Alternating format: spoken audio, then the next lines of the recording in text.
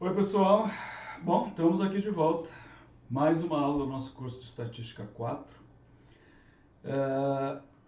As aulas agora eu vou tentar fazer mais curtas, focadas em tópicos bem específicos, que eu acho que facilita, né, na hora da gente estar assistindo essas aulas e buscando um conteúdo específico. Então, essa aula 2 agora é um pedaço daquela aula que nós tivemos no curso, e eu vou focar em modelos de regressão linear.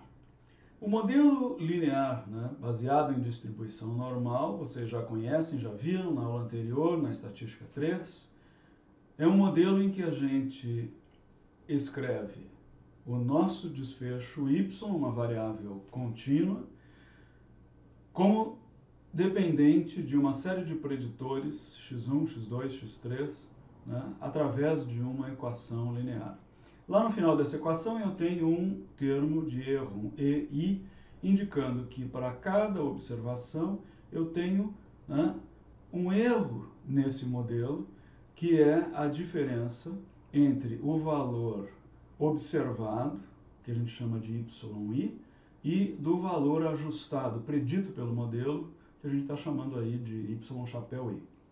Esse erro tem distribuição normal, com média zero, e uma variância a ser estimada pelo modelo sigma 2, que é, nós já vimos também na aula anterior, constante, supostamente constante ao longo dos valores dos meus preditores x. A correlação entre os erros de quaisquer dois indivíduos da minha amostra é zero. Ou seja, essas observações, esses indivíduos, são independentes um do outro. Eu saber qual é o tamanho do resíduo de um indivíduo não influencia, né, a minha capacidade de predizer o tamanho do resíduo de outro. Pressupostos desse modelo. Existe uma relação linear entre o meu preditor, ou os meus preditores, e o meu desfecho, o que nem sempre é verdade, e a gente pode ajustar isso, e nós vamos estar vendo isso ao longo desse curso, como, né, fazer o melhor ajuste possível dentro dessa ideia de modelo linear.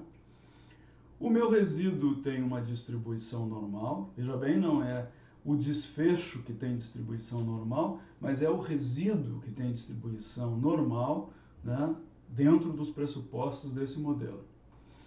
Os resíduos são não correlacionados, né, isso faz parte, né, da própria estratégia de desenho do estudo, e aonde eu possa suspeitar que exista correlação entre os indivíduos que eu estou estudando, eu preciso, né, fazer alguma coisa para resolver esse problema.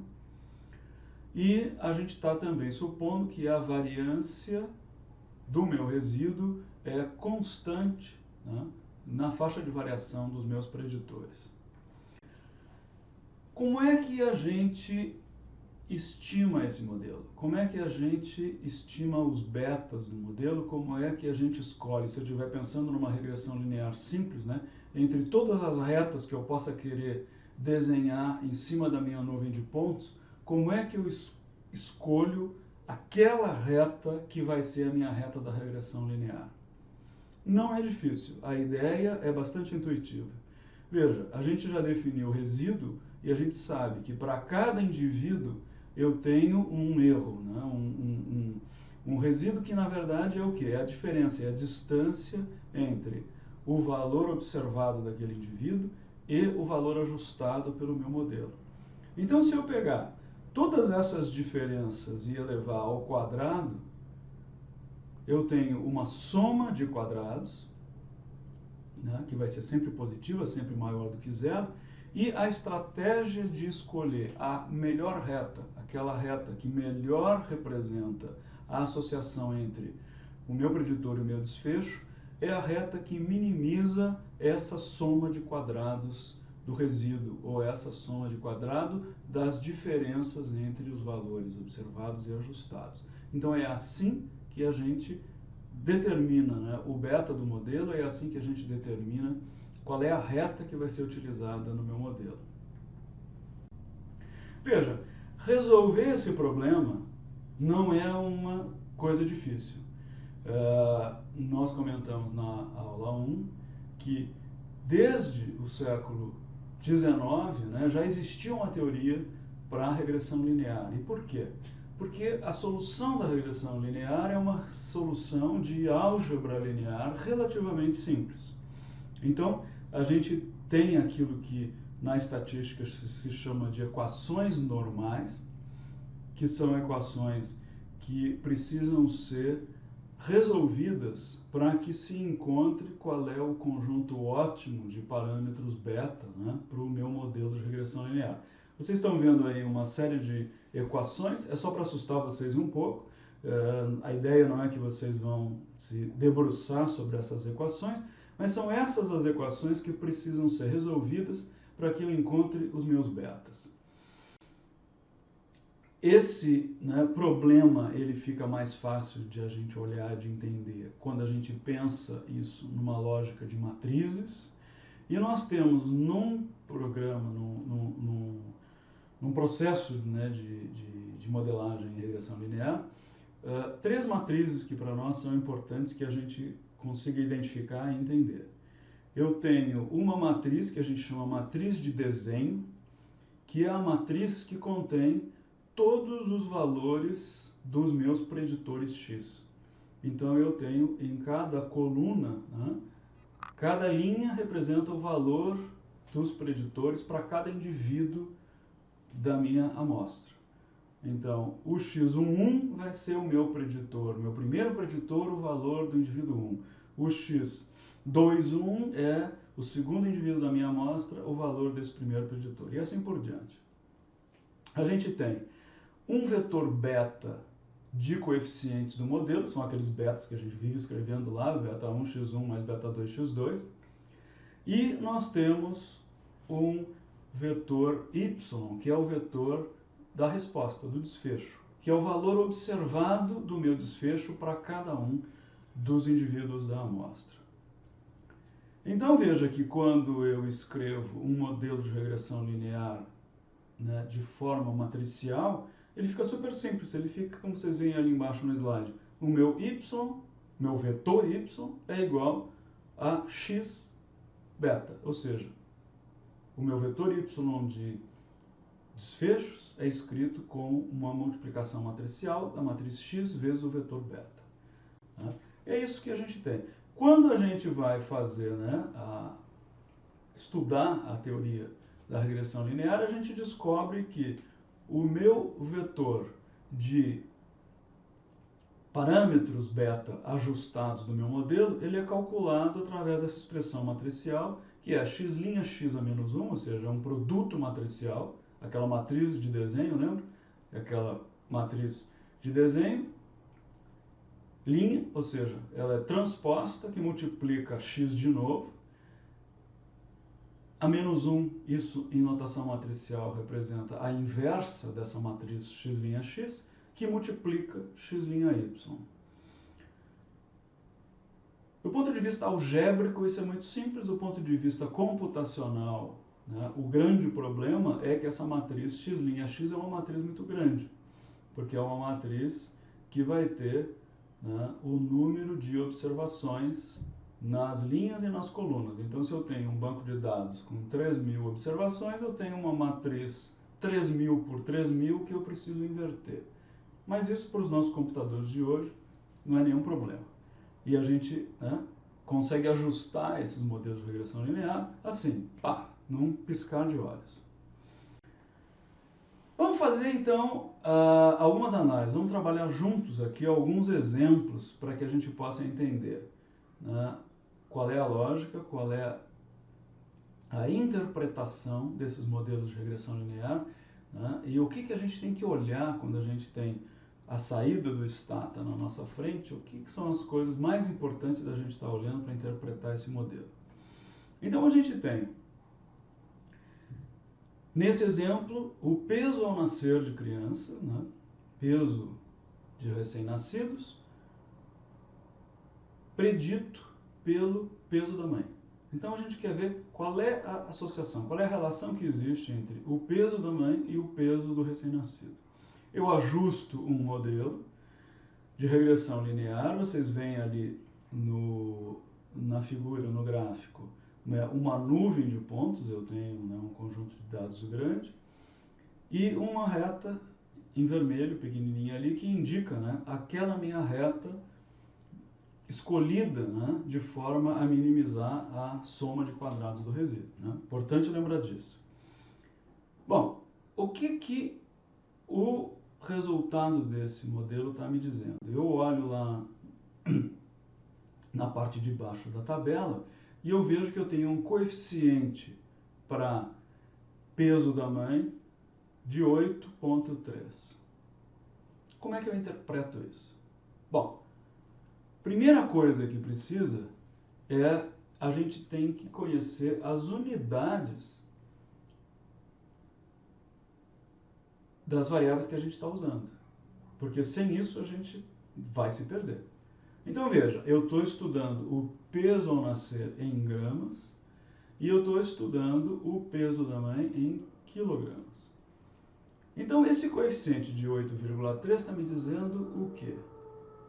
Que para cada quilo a mais de peso da mãe, o peso do recém-nascido aumenta em média, e esse em média é super importante, eu venho insistindo isso com vocês, né, há muito tempo, aumenta em média 8,3 gramas. Então veja, cada quilo a mais no peso da mãe aumenta em média 8,3 gramas no recém-nascido. Bom, e aí?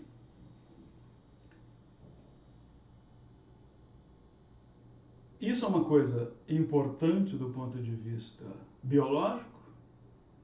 Os neonatologistas que o digam. É importante do ponto de vista estatístico? Bom, a gente pode olhar ali na coluna dos valores P e a gente vê que o valor P desse coeficiente beta é praticamente zero.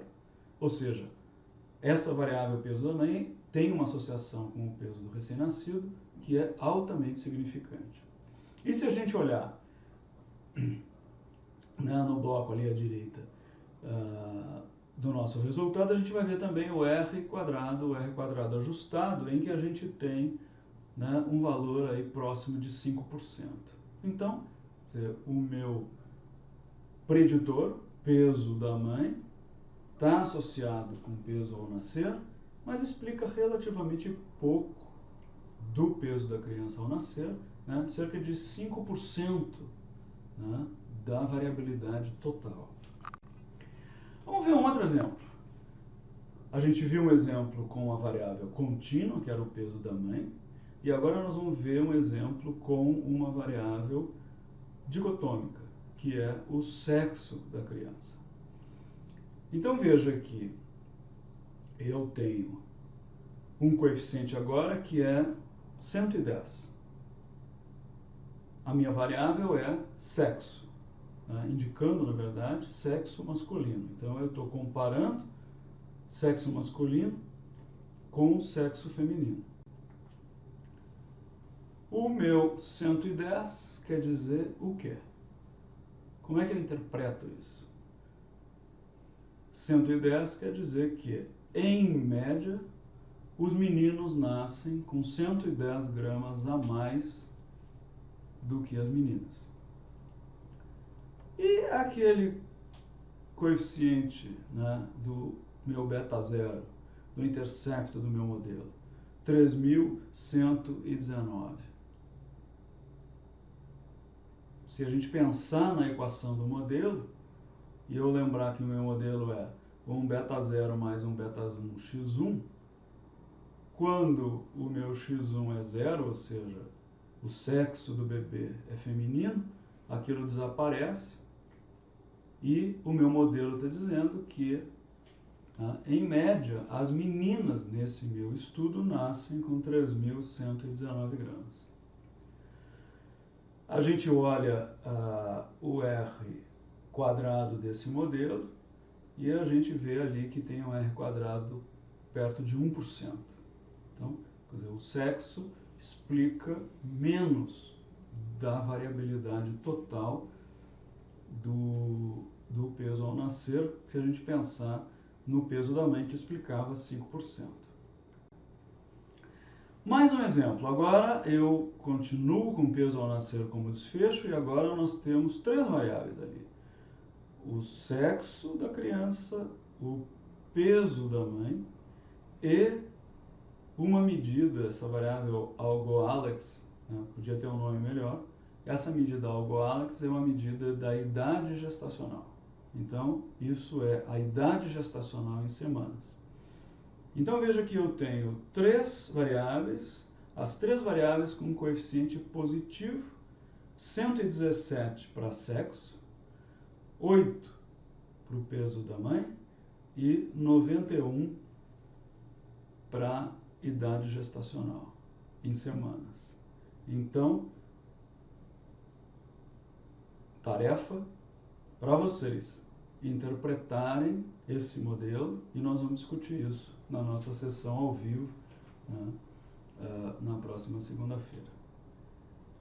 Se a gente olhar agora o R quadrado desse modelo, na hora que eu juntei 3 variáveis, sexo, peso da mãe e idade gestacional, o meu R quadrado pulou agora para praticamente 23%. Então veja que agora com essas 3 variáveis juntas, eu explico quase 1/4 da variabilidade total do meu modelo. Bom, com isso a gente encerra aqui o nosso passeio pelos modelos de regressão linear, né? É uma, né, geral no sentido de interpretação desses modelos. Vimos variável contínua, vimos variável dicotômica, como é que nós interpretamos isso, e no próximo módulo nós vamos ver então os modelos de regressão logística. Então tá bem, até a próxima!